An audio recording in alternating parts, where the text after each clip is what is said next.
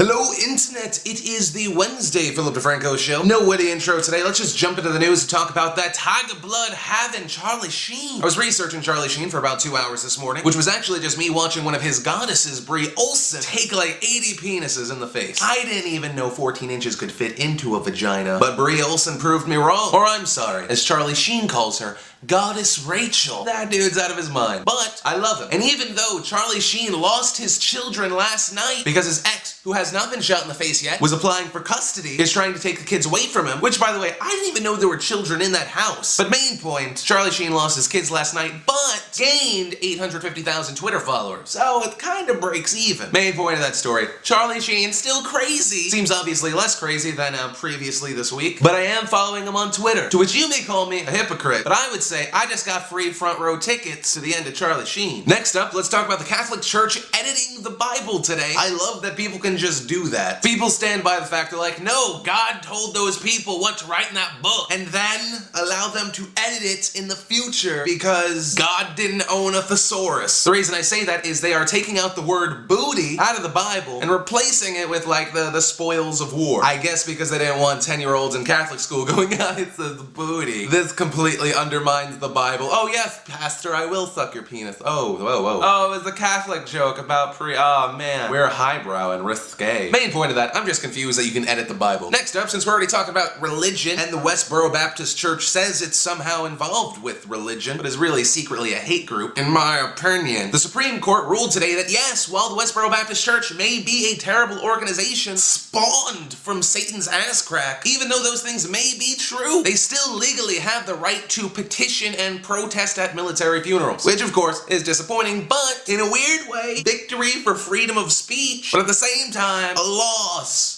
for common decency. I know it's technically wrong for me to say this, but I just wish these people would die and go away. And just in like a how the hell did that happen sort of way, like a fucking meteor burns into the atmosphere and a fucking pebble shoots through everyone's head because they're just in a fucking line. Just to show you that if there is something in the world bigger than us, even it's like, yeah, that's bullshit. No more of that. But as we all know, that won't happen. So I'll just be awaiting. Then of course, on the other side of the story, with this hate-mongering group, what it really does bring out is the best in other people. When people do counter-protests or stand up against this toothless monster. Because all they're gonna do is shout. And all people have to do is stand up against them. And it's actually very easy to do. Most people just follow their website, see where they're gonna go, and then outnumber their protest. So maybe freedom of speech, even for the terrible people, isn't the worst thing. Then of course, let's bring up Libya. Libya is now in a state of civil war. Pro and anti-Gaddafi, or I like to say, evil Carlos Santana, people are fighting it out. The US and NATO saying that Gaddafi needs to stand down, stop attacking his people, pretty much just GTFO, STFU. But evil Carlos Santana, much like a man in a bank with a gun, said you can come at us, but we're gonna keep shooting until you take us out. And it's interesting how the US and NATO say they're going to provide relief. What's weird is it sounds like they're gonna play referee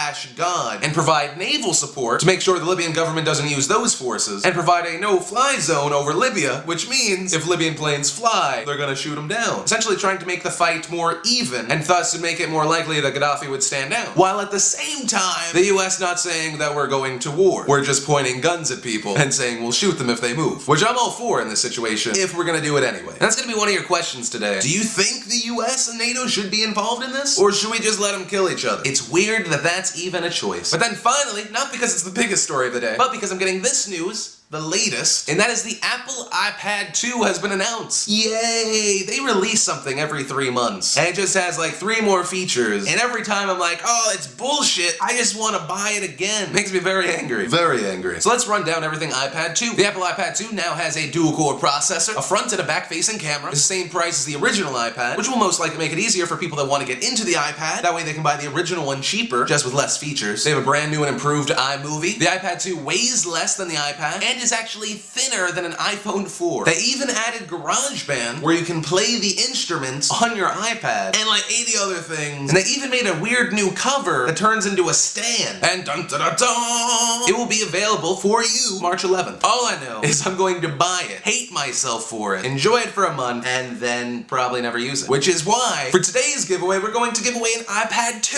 What, Phil? That's the biggest prize you've given yet? I know. Keep in mind, it won't ship until they're available, but we will be giving one away. Of course, to be eligible, you have to do two things in this video. Leave a comment on this video, most likely about our question of the day. And then, of course, favorite this video, and you could be a winner! Or a loser. More likely you'll be a loser. But you could be a winner, so that's always good. Anyways, that's most of everything that mattered to me today. If you want to check out any of the stories I talked about today, or an extra bonus video of why I hate that Snooki is on the Rolling Stone cover, click on those links in the description below. And as always, my name is Philip DeFranco, and you've been filled in. You're welcome. And I will see you next time.